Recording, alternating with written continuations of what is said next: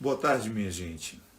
Hoje, dia de Natal, esse dia que é tão especial para nós cristãos, passando só para estar com vocês, nós que estivemos durante todo o ano, nos nossos muitos encontros, nas nossas muitas oportunidades que tivemos de estar juntos, pensando sobre o significado da nossa vida cristã, tudo aquilo que nos envolve, tudo aquilo que nos diz respeito, quando nós nos pensamos a partir da fé. É muito interessante a gente ter consciência disso, né? É muito bom ter consciência. Eu sou aquilo que acredito. Por isso eu preciso conhecer aquilo que eu acredito. Para haver uma coerência entre aquilo que eu digo acreditar com aquilo que eu vivo. Nós somos cristãos e um elemento muito forte na fé cristã, que é muito presente também nas outras religiões, está expresso no dia de hoje, no significado do Natal.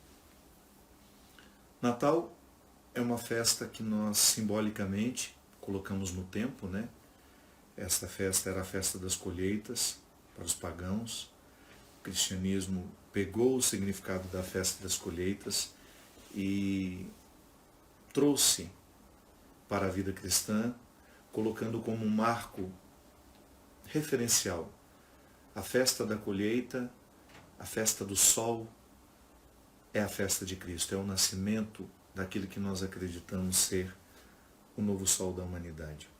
Por que novo sol? Porque nos ilumina, porque nos traz calor, aquece, mas sobretudo nos orienta, nos esclarece. Eu acho muito interessante o significado do cristianismo a partir do Natal, e é importante a gente pensar a articulação que existe, né? Porque a gente celebra todo ano o Natal, a gente tem os rituais que já fazem parte da nossa vida, a gente se encontra, a gente dá presente. Mas o que essencialmente quer dizer o Natal para nós? Natal é o nascimento de uma criança divina. Foi o momento que Deus entrou na história, um marco histórico, a presença de Jesus no mundo. E a partir do momento que ele entra no mundo, ele começa a viver como nós vivemos, como eu posso viver, como você pode viver. A presença de Jesus no mundo foi uma presença comum, como todos nós podemos ter, o nosso dia a dia, a nossa rotina. Jesus tinha uma rotina simples, porque às vezes a gente pensa, né, Jesus tinha uma vida extraordinária. Não. Jesus tinha uma vida simples. Vivia como nós vivemos. Só que ele foi crescendo na consciência de quem ele era, e de acordo com o testemunho que nós temos das Sagradas Escrituras, Jesus fez da sua vida inteira uma vida de doação ao outro, uma vida de serviço, porque estava na sua essência, na sua verdade, fazia parte da sua missão revelar-nos o Pai. Aquilo que na teologia nós chamamos de trindade imanente. Isso é aquela parte da trindade que nos visita, que é acessível, que pode ser tocada, que pode ser encontrada. E durante 33 anos, essa parte, essa terceira pessoa imanente, isso é, Deus presente, pode ser encontrada, pode ser vista, pode ser olhada, pode ser ouvida. As pessoas viram Jesus viver. As pessoas acompanharam Jesus viver. E a vida dele, nós que somos cristãos conhecemos bem. Os que não são cristãos já conhecem muitas passagens, muitas palavras de Jesus que se tornaram muito conhecidas. Mas o que eu gostaria de salientar hoje é que o nascimento dessa criança é tão cheio de significados, porque o que tem a ver o nascimento de Jesus com a minha vida cristã? Tem a ver que aqui está a conexão do meu batismo. Quando eu fui batizado, eu recebi o desafio de ser Jesus de novo. Olha, que desafio, né? Então, quando eu fui batizado, Deus me deu a oportunidade, pelas graças sacramentais e pelo auxílio da graça divina, porque o ser humano é tão frágil, ele é tão incapaz por ele mesmo de fazer um gesto de bondade. Tudo aquilo que é bom em nós já é manifestação do divino que nos habita. Não é retirar o nosso protagonismo como pessoa, não. Pelo contrário, é salientar que o seu protagonismo como pessoa é sagrado. Você não é um ser por acaso. Você é um ser divino. Você não é banal. Você é divino. E pensar a dimensão sagrada do humano que nos dá o batismo é você pensar que você então tem agora o essencial para você transformar a sua vida no eterno Natal. Isto é, Deus vai nascer em mim todos os dias. Todos os dias, quando o sol surpreender a minha casa e iluminar o meu quarto, nasce para mim uma feliz oportunidade de ser Jesus de novo. Aí a gente pensa que o batismo, quando nós recebemos, tanto é que a gente nem tem consciência daquilo, a não ser que você tenha sido batizado adulto, mas quando você foi batizado, alguém assumiu por você as responsabilidades que a igreja espera que a gente tenha como batizado. Alguém, os seus padrinhos, os seus pais, receberam por você essa responsabilidade. O fundinho ele está feio, não está? O mais importante é o que a gente está conversando. Os seus pais assumiram por você. Então, diante da pia batismal, alguém disse, esse menino, essa menina, nós vamos cuidar para que ela, ele seja essencialmente cristão. Ali nós recebemos o desafio. Mas como a gente sabe que o desafio cristão, ele não vem pronto, ele é manufaturado diariamente, né? Eu recebi o batismo, mas o meu batismo, para produzir frutos, eu preciso agir, eu preciso rezar, eu preciso viver. A semente que eu recebi, que me torna sagrado, que me torna divino, precisa ser cultivada para ela ser florescida e para ela frutificar depois. Portanto, mãos à obra. Eu tenho diante de mim um enorme desafio de ser cristão. Aí eu me lembro que o cristianismo consiste num desafio diário de oferecer a Deus os limites do meu corpo, as possibilidades do meu corpo, para que Ele seja em mim e através de mim.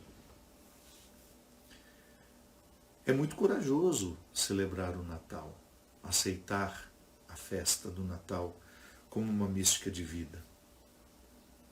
É extremamente corajoso, porque eu estou assumindo o compromisso de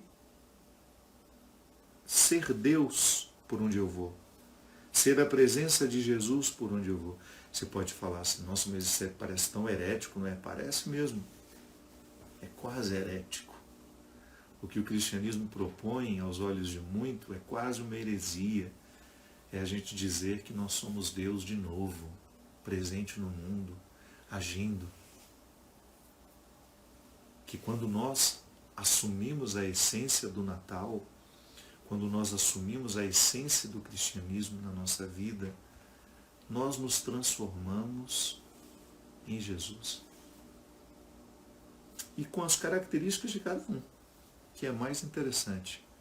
Jesus tem uma forma de estar no mundo a partir das minhas características, das minhas qualidades e dos meus defeitos. Jesus estará no mundo através de você, através de tudo aquilo que você tem de específico, da sua personalidade, daquilo que é uma característica sua, que você assumiu ao longo da sua vida. Por isso que Jesus tem múltiplas oportunidades de estar no mundo. E por isso que seria um crime nós querermos que todos os cristãos sejam iguais. Não. A gente pede as mesmas virtudes, mas nós vamos exercer essas virtudes de acordo com o específico das nossas personalidades. Então há pessoas que terão mais facilidade com a paciência, há pessoas que terão mais facilidade com a generosidade. A generosidade e a paciência são valores cristãos pedidos a todos nós. Mas você vai ter uma forma específica de ser paciente. Um jeito só seu. Sua paciência é curta. Então, você descobre que porque a sua paciência é curta, e se você não vive a sua paciência, você fica muito próxima de pecados, como maltratar uma pessoa, ou se achar melhor que alguém. Quando a paciência da gente se esgota, a gente fala, a gente fere as pessoas com as nossas palavras, a gente machuca o outro com os nossos gestos. Então você cuida. Cuida para que a paciência que é tão curta em você se estenda um pouco mais. Por meio da oração, por meio da reflexão, por meio da prática. É assim que a gente exercita as virtudes. Há pessoas que são mais pacientes, naturalmente pacientes. Desenvolveram uma alma mais paciente. Foram favorecidas, né? A nossa criação diz tanto sobre nós. Às vezes uma pessoa tem tantas dificuldades hoje de ser paciente, mas onde é que está o problema dela? Lá no passado, quando ela foi criada dentro de um contexto em que ninguém tinha paciência com ela. Não estou justificando que a pessoa vai ficar eternamente dizendo: não tiveram paciência comigo, eu agora não tenho com ninguém. Não, não é isso. Se trata de nós termos um pouco mais de abrangência na maneira como nós interpretamos os outros. Nós somos muito rápidos nos nossos julgamentos.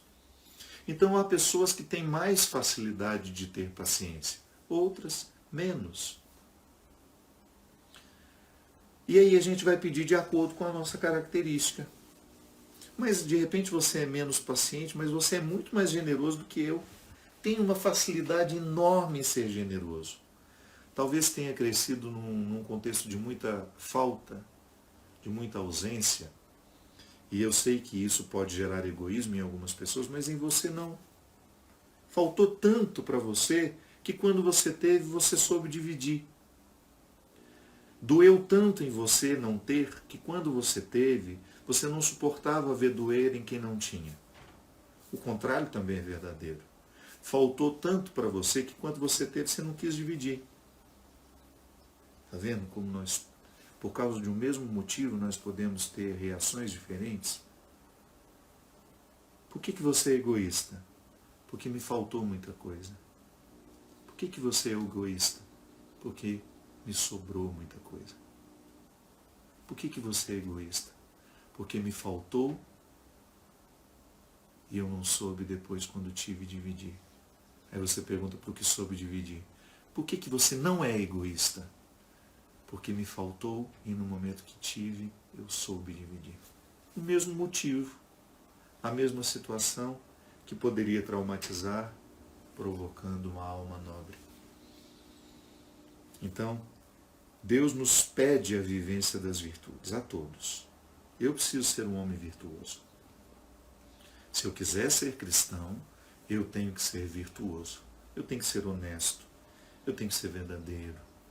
Eu tenho que ser caridoso. Eu tenho que ser paciente. Eu tenho que ser amoroso. E é claro que, humanamente falando, eu não tenho todos os recursos. Por isso que nós acreditamos na presença de Deus em nós, nos ajudando a alcançar os recursos. Por isso que nós temos a vida cristã, a vida de oração, a prática cristã. Porque a gente vai tentar adquirir aquilo que falta na nossa personalidade. Ou você acha que Deus desiste de nós no primeiro momento? Não, Deus não desiste nem no último momento. Quem desiste somos nós. Eu costumo desistir de você. Você costuma desistir de mim. Mas Deus não desiste de nós nunca. O que nós precisamos fazer é, nessa busca diária, tentar reencontrar ou encontrar, para quem nunca encontrou, né? Às vezes a gente fala reencontrar e dá a impressão de que todos já encontraram. E às vezes existem pessoas que não encontraram ainda. Se trata de nós encontrarmos ou reencontrarmos. Se trata de encontrar aquilo que falta em nós para a vivência do que nos faz cristãos. O Natal é uma festa essencialmente cristã. É muito difícil viver o Natal na solidão, no egoísmo. Pode observar, nessa época nós somos mais estimulados a viver um pouco mais na percepção do que o outro está sofrendo. O Natal deixa a gente mais à flor da pele, a gente fica mais amoroso, parece que a gente sente até mais saudade do outro. Por quê? Porque o espírito do Natal é esse. É a gente se recordando das virtudes que nós precisamos ter. Todos os dias nós deveríamos viver o Natal. Por que a festa chega a ficar até um pouco cansativa para nós? Pelo tanto que a gente se cumprimenta, pelo tanto que a gente deseja. Mas tudo num espaço de 2 dias. A gente deveria estender esses cumprimentos ao longo do ano. De vez em quando a gente deveria mandar um para o outro. Feliz Natal hoje para você. Não é 25 de dezembro. Mas hoje o mundo pede de nós, católicos, cristãos ou evangélicos, pede de nós o espírito natalino. Hoje o mundo solicita de nós a vida natalina.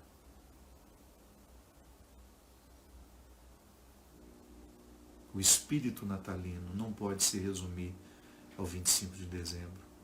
E você tem a graça para isso.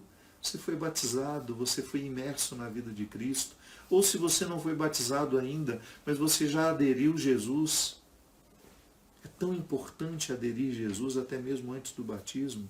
Quem dera todos nós, antes mesmo do nosso batismo, quem dera nós tivéssemos uma maturidade para nos fazer entender, eu quero ser cristão, porque faz sentido para mim ser cristão.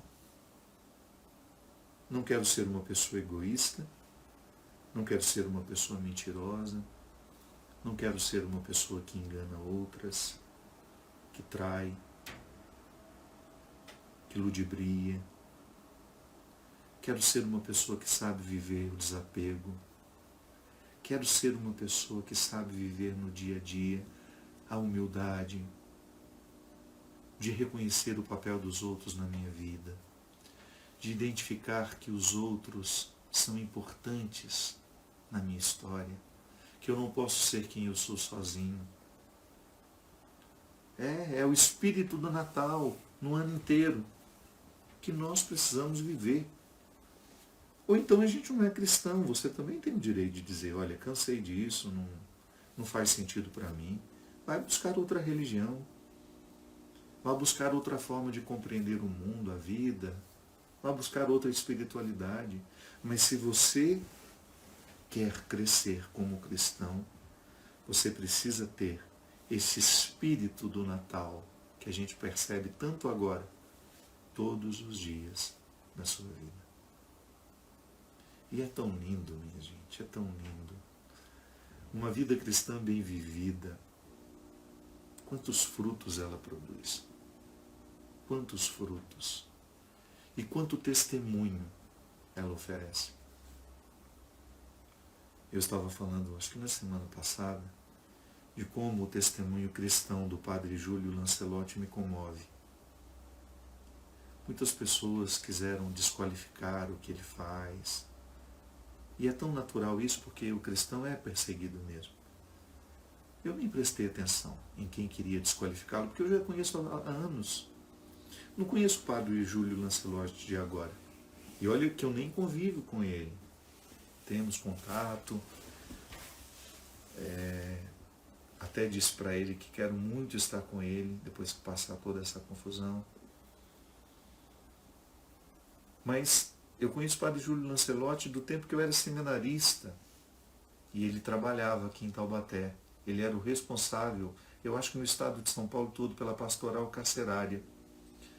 Esse homem sempre escolheu estar onde nós não gostamos de estar. Então, o cristianismo do padre Júlio é tão espontâneo, é tão natural. Um homem que pertence ao grupo de risco poderia muito bem dizer: eu não vou ficar aqui com os pobres dessa vez, me desculpem, vou deixar aqui as pessoas responsáveis, vou deixar alguém para cuidar de vocês, depois que tudo isso passar eu volto. Não. Continuou lá. Todo paramentado para se proteger, porque ele também é responsável, ele não quer colocar a vida dele em perigo. Mas ele ficou ali, na sua luta, porque ele é um homem natalino. Ele é um homem que acredita no nascimento de Jesus. Ele é um homem que acredita que o nascimento de Jesus impôs a ele algumas responsabilidades depois que ele o assumiu como vida, como proposta de vida. Depois que ele entendeu o que significava o batismo dele, depois que ele quis, além do batismo, a crisma, depois, além da crisma, ele quis a Sagrada Comunhão, a confissão, depois de todos os sacramentos que ele pôde viver, ele renunciou ao sacramento do matrimônio, ele quis o sacramento da ordem. Ele foi se configurando a Jesus e ele foi dizendo a ele mesmo: eu quero ser parecido com Jesus. Eu quero que as pessoas, quando me escutarem, fiquem diante de Deus. Fiquem diante de Deus. Há pessoas que nos colocam naturalmente diante de Deus, porque a bondade está nelas. Quem são os especialistas em nos colocar diante de Deus? São os que estudaram? São os padres? São as freiras? São os pastores? Não, eles até deveriam ser. Mas o fato de serem não é condição de que façam isso. Quem nos coloca diante de Deus? Quem tem pacto com a bondade? Quem abre mão do demoníaco? Porque às vezes eu posso ser padre e ser demoníaco da ponta do meu cabelo à ponta da minha unha do pé. Sim, eu posso ser diabolos. Eu posso ser movido por interesses que não são bonitos. Posso ser movido por dinheiro, poder, fama. É tão fácil. Esse cristianismo glorificado é tão fácil. A gente ficar seduzido pelos prazeres que podem vir de tudo isso. E aí eu fico diabólico, eu engano as pessoas para arrancar o dinheiro delas. Eu engano as pessoas para obter meus favores, às vezes favores sexuais. Quantas histórias, meu Deus do céu, de líderes religiosos que abusam de pessoas, que estão confiando suas almas a eles. Muito mais do que a gente imagina. Acontece toda hora. Então eu posso ser um líder religioso por fora e diabólico por dentro. Diabólico nas minhas intenções, nem um pouco esclarecido sobre o meu papel na vida de quem passa por mim. Eu penso toda hora nisso. Qualquer texto que eu escrevo, qualquer brincadeira que eu faça, isso não pode colocar um obstáculo entre essas pessoas que me assistem, que estão comigo, e Deus. Não quero.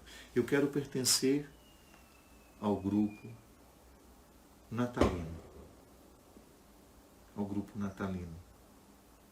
Esse grupo que não perde de vista a vocação que tem. As pessoas que nos colocam diante de Deus são aquelas pessoas em que o diabo não tem vez. As pessoas que não dão acesso ao demônio. Demônio enquanto realidade que está por aí nos seduzindo. O demônio do dinheiro, o demônio da sexualidade, o demônio da vaidade, o demônio do poder. Tem muitos demônios mundo afora. As pessoas que nos colocam diante de Deus são aquelas que permanecem imunes às seduções dos demônios. O Natal é uma festa tão simples, é um menino deitado num berço improvisado.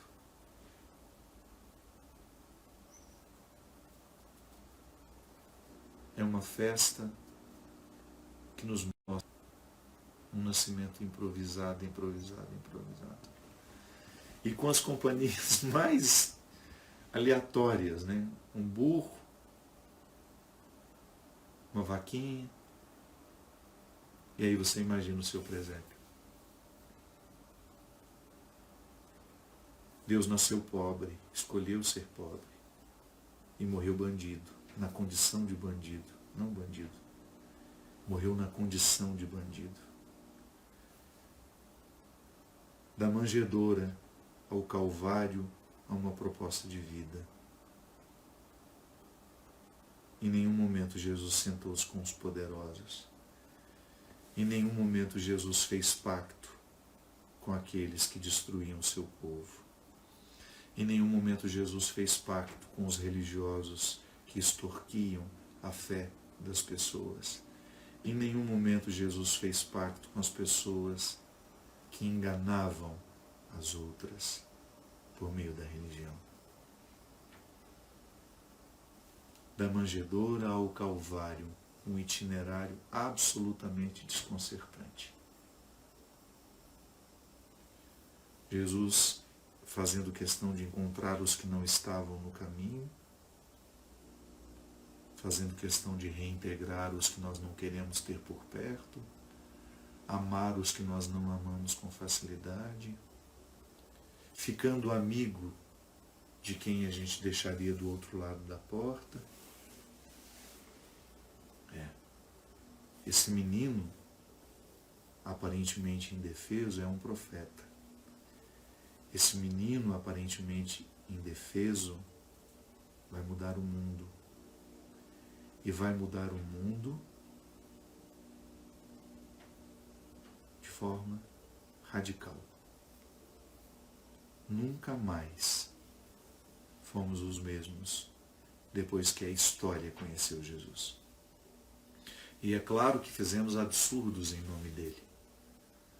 Mas toda vez que eu penso no bem que acontece mundo afora, em nome de Jesus, que orgulho eu tenho de tudo isso. Quando eu encontro o mundo afora, quando eu estive na faixa de Gaza, um dos territórios mais sofridos que eu pude ver na minha vida, e lá eu encontrei as irmãs, discípulas de Teresa de Calcutá. Se vocês vissem o que eu vi. Se vocês vissem aquele lugar. Gaza é um cenário de guerra. De muito, muito sofrimento. E naquele abrigo, as irmãs cuidam dos filhos de muçulmanos e cristãos que são abandonados ali nas suas portas porque são defeituosos.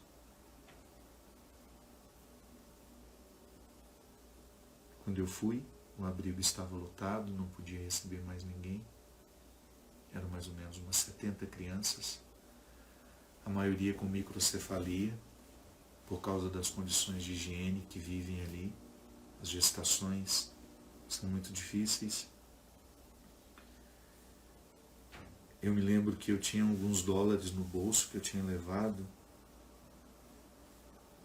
Eu acho que se eu tivesse 100 mil dólares no bolso, eu entregaria ali naquela hora. Tamanha a comoção do meu coração em ver.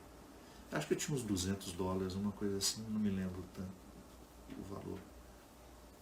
Eu tinha saído para viajar 2 dias.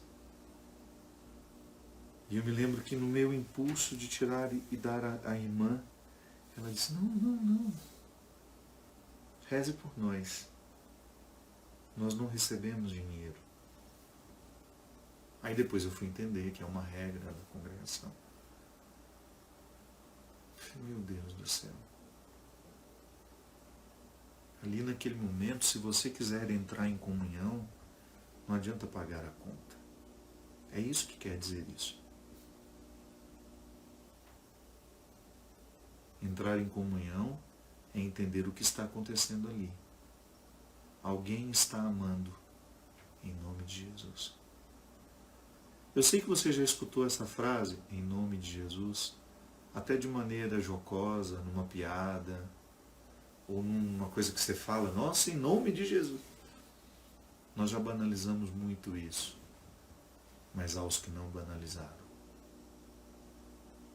aos natalinos, os que vivem, os que agem em nome de Jesus. Porque o nascimento de hoje impactou tanto a fé dessas pessoas que elas levam um menino dentro delas. O menino que depois cresceu, virou profeta, disse coisas incômodas à sociedade do seu tempo, desafiou o poder religioso, o poder político, foi extremamente indigesto aos líderes religiosos de sua época.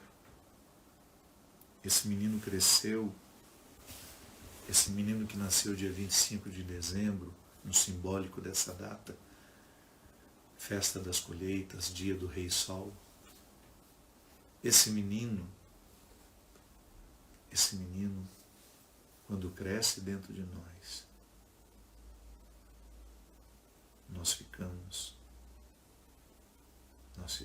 nós nos transformamos em pessoas não admiráveis só,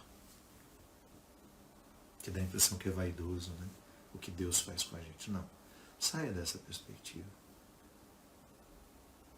Quando esse menino que nasce 25 de dezembro cresce dentro de nós nos transformamos em pessoas inesquecíveis.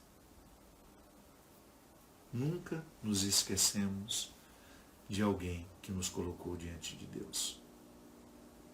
Nunca. No momento da nossa dor, aquela pessoa nos sustentou com a sua palavra. No momento do nosso desespero, aquela pessoa nos levantou com seu gesto.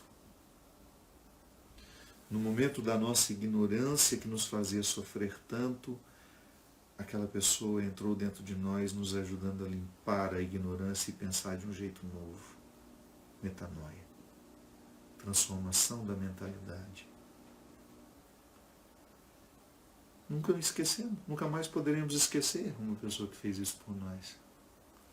Que nos amou quando não merecíamos ser amados, que nos levantou quando não sabíamos andar sozinhos, que nos fez pensar de um jeito diferente quando a ignorância nos prendia tanto aquele solo de destruição.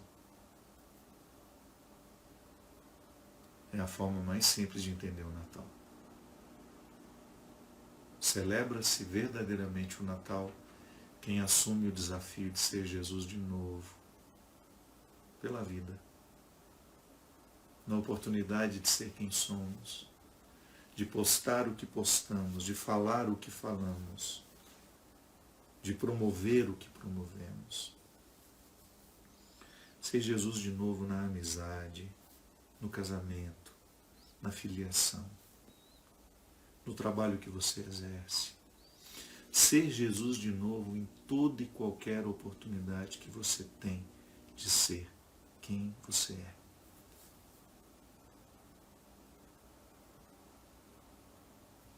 Eu desejo do fundo do meu coração que esse Natal seja para nós uma época de renascimento.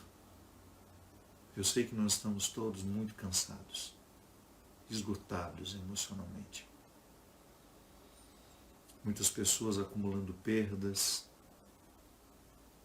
sem poder muitas vezes ritualizá-las. Muitas pessoas inseguras em como será o nosso futuro. Eu desejo do fundo do meu coração que o Natal seja para nós um momento em que Deus nos visita. Que Deus nos visita e que Deus nos encontre. que nessa visita que Ele nos faz, Ele nos encontre. Que a gente esteja em casa para recebê-lo. Que a gente não esteja por aí perdido, disperso. Não, que neste Natal Deus nos encontre em casa. Aqui. A casa do ser. Você é a casa. Não é que Deus chega, Deus já está. É que no Natal a gente tem um simbólico que nos ajuda. Opa, esse Deus está em mim. Esse Deus nasceu em mim. E todo dia 25 de dezembro eu me recordo deste simbólico. Eu também dou a luz ao menino Jesus. Você que é mulher, que já tem a vocação da maternidade, eu não. Nós homens precisamos entrar dentro do contexto da imaginação, da criatividade, da poética, e pensar que há uma maternidade em nós. Todo cristão é materno, é maternal. Porque nós temos a oportunidade de gerar Jesus. Para Ele viver nessas carnes aqui. Para Ele falar com essa boca, para Ele pensar com essa cabeça. Eu ofereço a Deus a estrutura da minha vida, para que Ele tenha a oportunidade de estar no mundo através de mim. Desejar Feliz Natal é você olhar nos olhos do outro e dizer isso. Quando você fala Feliz Natal, você está dizendo ao outro isso. Você tem a oportunidade de ser Jesus de novo. Não perca essa oportunidade. Seja. Leve por onde você for essa divina vocação. Convença os outros do mesmo. Convença aquele que não está convicto disso. Ele tem também essa vocação. Está nele, está nela. Desejar Feliz Natal é a gente recordar o outro de que Deus pode andar pelo mundo através de nós, fazendo o bem, transformando as estruturas que estão intimamente ligadas a nós. Lembra que eu dizia no início da nossa conversa que Deus vai fazer no mundo através da nossa personalidade, através do nosso jeito de ser, que você tem um jeito único de ser Jesus, que você tem uma forma específica de ser Jesus no mundo, sendo você, que Deus tem uma forma única de estar presente no mundo através da sua vida, através da sua idiosincrasia, através da sua personalidade. Pois é, linkada a isso, do outro lado está, Deus pode transformar aqueles mundos que lhe pertencem através de você. Não queira transformar o mundo sem antes ter transformado os seus mundos. Não caia nessa tentação, nessa ilusão, nesses pensamentos, até bonitos, que nos fazem querer transformar todas as estruturas do mundo, mas no fundo fica uma indisposição de lidar com aquelas estruturas que nós podemos transformar. Particularize o que Deus quer de você.